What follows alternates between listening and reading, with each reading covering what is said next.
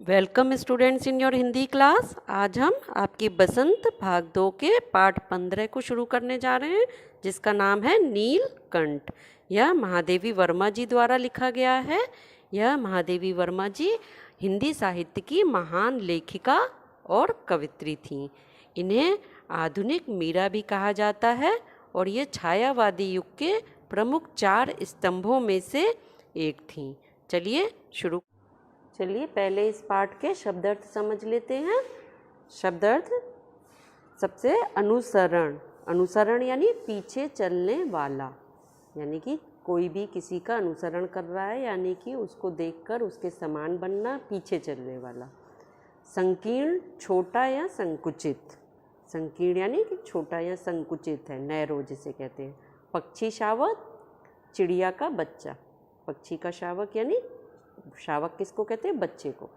बारहा, बार बार। बारहा, बार बार। इसके आगे मूंजी। मूंजी यानी कंजूस। मूंजी, कंजूस। सुरखाब, बहुत सुंदर पक्षी। सुरखाब यानी बहुत सुंदर पक्षी। आश्वस्त, संतुष्ट। तसल्ली मिल जाने पर कहते हैं ना कि आश्वस्त हो गए हम, यानी संतुष्ट हो गए। आविर्भूत, प्रकट या उत्पन्न। आविर्भूत, प्रकट या उत्पन्न। नवागंतुकों यानी नया मेहमान या नया आने वाला। नवागंतुक कोई नया आने वाला। अनाधिकार यानी अधिकार रहित। अनाधिकार, अधिकार रहित। मार्जारी, मार्जारी यानी मादा बिल्ली। मादा बिल्ली को क्या कहते हैं? मार्जारी। कायाकल्प, रूप परिवर्तन। कायाकल्प, रूप परिवर्तन। चलिए अभी इतने शब्दार्थ के हिसाब से ही अभी थोड़ा चैप्टर पढ़ते हैं, उसके बाद फिर आगे की वीडियो में आगे का चैप्टर करेंगे। चैप्टर स्टार्ट करें। चलिए बच्चों, यह पाठ है नीलकंठ। यह क्या है? एक रेखा चित्र है। यह पाठ जो है वो क्या है? एक रेखा चित्र है। रेखा चित्र क्या होता है? यानी कि रेखा चित्र मतलब जब हम किसी विशेष समय या घटना को याद करके उसे शब्दों में पिरोकर प्रस्तुत करते हैं, तो वो घटना या जो समय होता है वो क्या होता है? उसका रेखा चित्र हमारी आँखों के सामने आ जाता है। तो यही रेखा चित्र कहलाता है। यानी कि कोई घटना को याद करके जब हम ऐसे प्रस्तुत करें कि वह घटना हमारी आँखों के सामने आ जाए, तो उसे रेखा चित्र कहते हैं। तो यह नीलकंठ भी महादेवी वर्मा जी की किसी याद को दिखाती है। वो अपनी यह उन्होंने स्वयं लिखी है और अपनी किसी विशेष समय की याद को उन्होंने शब्दों में पिरोया है। तो देखते हैं क्या है इसमें। उस दिन एक अतिथि को स्टेशन पहुंचाकर मैं लौट रही थी कि चिड़ियों और खरगोशों की दुकान का ध्यान आ गया और मैंने ड्राइवर को उसी ओर चलने का आदेश दिया।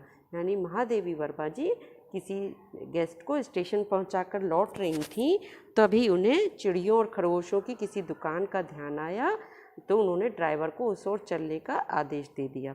आपको मैं बता दूं, इस चैप्टर में जो उन्होंने लिखा है वह महादेवी वर्मा जी को जीव जंतुओं पक्षियों से बहुत प्यार था।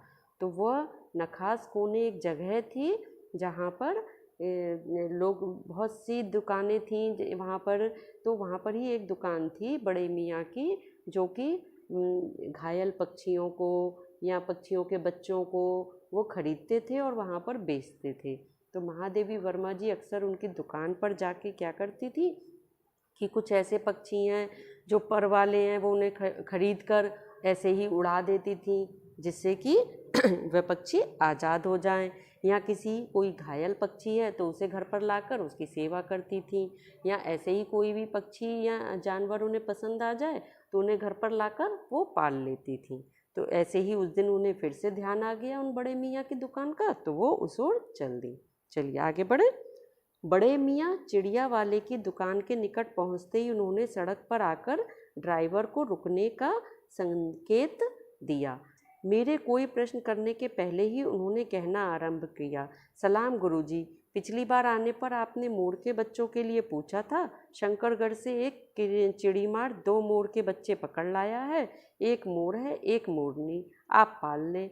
मोर के पंजों से दवा बनती है, सो ऐसे ही लोग खरीदने आए थे। आखिर मेरे सीने में तो इंसान का दिल है, मारने के लिए ऐसी मासूम चिड़ियों को कैसे दे दूं? टालने के लिए मैंने कह दिया गुरुजी ने मंगवाए हैं। यानी कि बड़े मियाँ जो चिड़िया वाले की दुकान है, उसने ड्राइवर के रुकते ही उन्होंने महादेवी वर्मा जी से सलाम किया और कहा कि भाई 2 मोर के बच्चे लेकर आया हूँ। और चिड़ी मार कौन होता है? चिड़ी मार यानी कि जो चिड़ियों को मार कर लाकर बेचते हैं। मार कर से मतलब ऐसा नहीं है कि वो उन्हें मतलब बिल्कुल जीवित नहीं रहने देते, मार देते हैं, ऐसा नहीं, चिड़ियों को पकड़ कर लाते हैं। ठीक है, अब पकड़ने में हो सकता है कि पक्षी घायल भी हो जाए, तो वह मोर के बताता है कि मोर के पंजों से चूंकि दवा बनती है तो बहुत से लोग उसे खरीदने आते हैं ताकि मोर के बच्चों को मारकर और उससे वो दवा बना लेंगे। तो उसने कहा कि मैं ऐसे ही कैसे दे देता किसी को, इसलिए मैंने टालने के लिए कह दिया कि गुरुजी ने मंगवाए हैं। अब जो ये था बड़े मियाँ जो बहुत ज़्यादा बोलने वाले थे बड़े मियाँ, तो बड़े मियाँ कहते हैं वैसे अकम्बख्त रोजगार ही खराब है, बस पकड़ो पकड़ो मारो मारो। बड़े मियाँ के भाषण की तूफान मेल के लिए कोई निश्चित स्टेशन नहीं है। यानी कि जैसे तूफान मेल होती है कि वो चलती चली जाती है, कोई निश्चित स्टेशन नहीं होता उसका, ऐसे ही बड़े मियाँ का भाषण है कि वो बोलते ही चले जाते हैं। सुनने वाला थक कर जहाँ रोक दे वहीं स्टेशन मान लिया जाता है। सुनने वाला जहाँ उन्हें रोक देगा वहीं उनका स्टेशन है। इस तथ्य से परिचित होने के कारण ही मैंने बीच में उन्हें रोककर पूछा, मोर के बच्चे हैं कहाँ? बड़े मियाँ के हाथ के संकेत का अनुसरण करते हुए मेरी दृष्टि एक तार के छोटे से पिंजड़े तक पहुँची। बड़े मियाँ के हाथ के संकेत का अनुसरण करते हुए यानी कि पीछा करते हुए, जो जिस ओर इशारा कर रहे थे उस ओर मैंने देखा छोटा सा पिंजड़ा था जिसमें तीतरों की तरह से 2 छोटे छोटे बच्चे बैठे थे, जिससे वो मोर के बच्चे बता रहे थे। पिंजड़ा इतना संकीर्ण यानी छोटा या संकुचित था कि पक्षी शावक यानी बच्चे, पक्षी के बच्चे जाली के गोल फ्रेम में किसी जड़े चित्र जैसे लग रहे थे। पिंजड़ा इतना छोटा था कि वो बच्चे कैसे लग रहे थे कि एक चित्र जैसे लग रहे थे जो हिल भी नहीं पा रहे थे। मेरे निरीक्षण के साथ साथ बड़े मियाँ की भाषण मेल चली जा रही थी, यानी कि लेखिका जो है वो उसका निरीक्षण कर रही थी उन बच्चों का और बड़े मियाँ अपना भाषण दिए जा रहे थे। क्या कह रहे थे वो? ईमान कसम गुरुजी, चिड़ी मार ने मुझसे इस मोर के जोड़े के नकद 30 रुपये लिए हैं। 12 कहा, भाई जरा सोच लो, अभी इनमें मोर की कोई खासियत भी है कि तू इतनी बड़ी कीमत ही मांगने चला? पर वह मुंजी क्यों सुनने लगा। आपका ख्याल करके अस्ता पछता कर देना ही पड़ा। अब आप जो मुनासिब समझे। यानी कि 12 यानी बार बार कहा कि भाई इनमें कोई मोर की खासियत नहीं है अभी, पर वह मुंजी यानी कंजूस क्यों सुनने लगा। आखिर मुझे उन्हें 30 रुपये देने ही पड़े। 30 चिड़ी मार के नाम के और 5 बड़े मियाँ के ईमान के देकर जब मैंने वह छोटा पिंजरा कार में रखा तो मानो वह जाली के चौखटे का चित्र जीवित हो गया। दोनों पक्षी शावकों के छटपटाने से लगता था मानो पिंजरा ही सजीव और उड़ने योग्य हो गया है।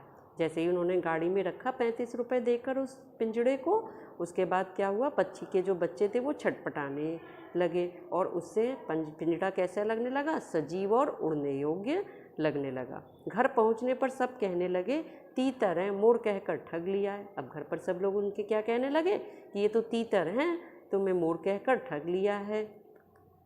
कदाचित अनेक बार ठगे जाने के कारण ही ठगे जाने की बात मेरे चिढ़ जाने की दुर्बलता बन गई।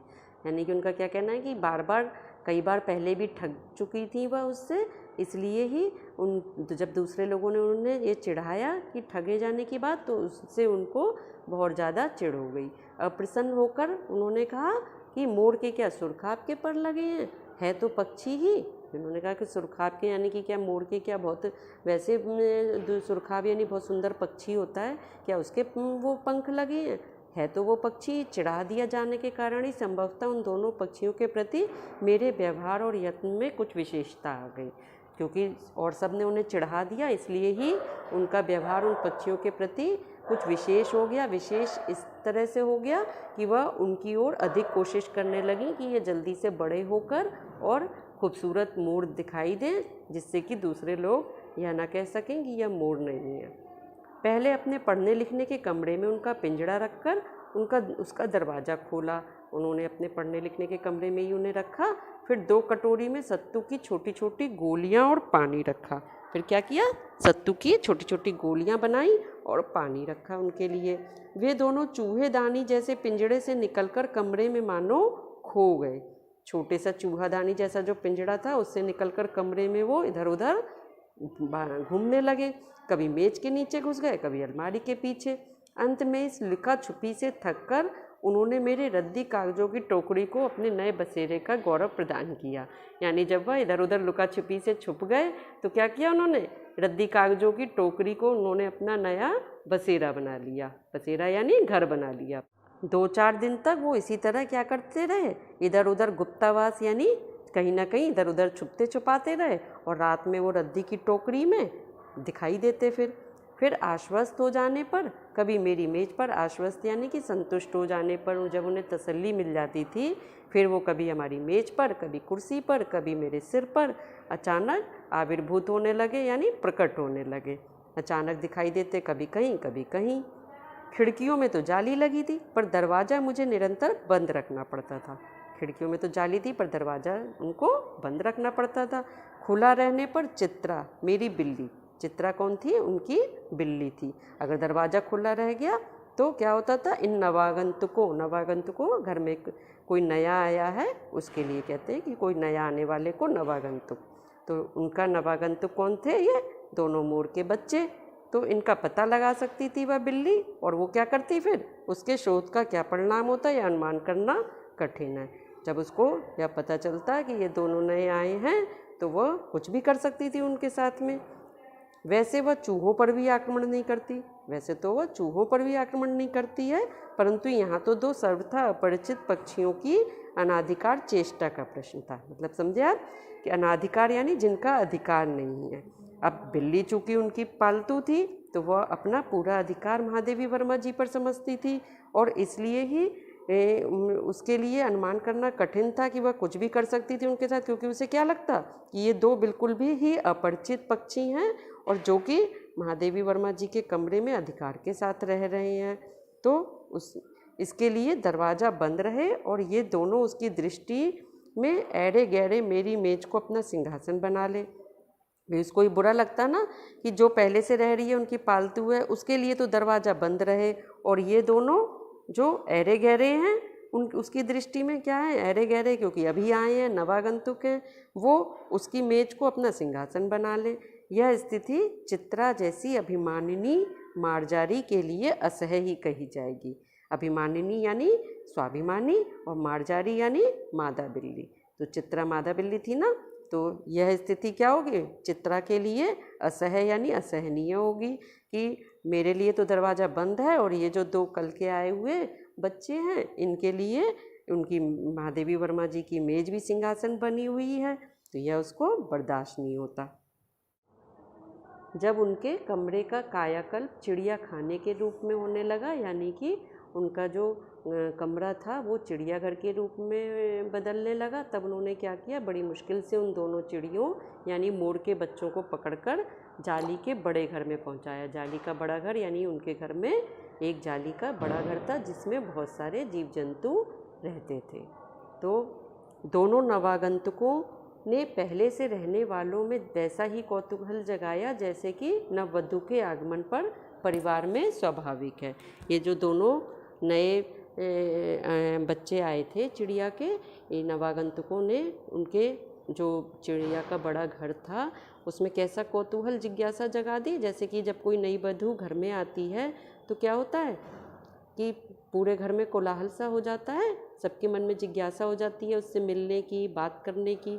इसी तरीके से और सारे पक्षियों के बीच भी हो गई।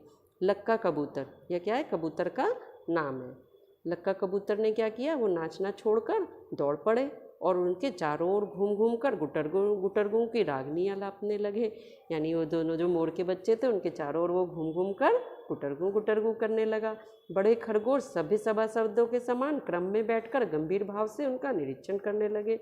जो बड़े बड़े खरगोश थे वो एक सभासद के रूप में, जैसे कि पूरी सभा के जो सभासद होते हैं उनके रूप में वो लाइन से बैठकर उनको गंभीर भाव से देखने लगे।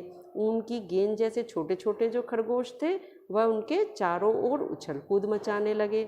तोते जो थे वो मानो भली भांति देखने के लिए एक आंख बंद करके उनका परीक्षण करने लगे। जब किसी चीज़ को बहुत अच्छे से ध्यान से देखा जाता है तो होता है ना, एक आंख बंद करके हम बहुत गौर से देखते हैं, तो तोते भी इसी तरीके से एक आंख बंद करके उनको परीक्षण करने लगे। उस दिन मेरे चिड़ियाघर में मानो भूचाल आ गया। क्या हुआ उस दिन? चिड़ियाघर में भूचाल आ गया, क्योंकि उन दोनों पक्षियों के आने से सभी उनको एक तरह से निरीक्षण करने लगे। तो अब आज की वीडियो में यहीं तक ये चैप्टर पढ़ते हैं, नेक्स्ट वीडियो में मिलते हैं तो आगे का चैप्टर पढ़ेंगे। तब तक के लिए बाय बाय।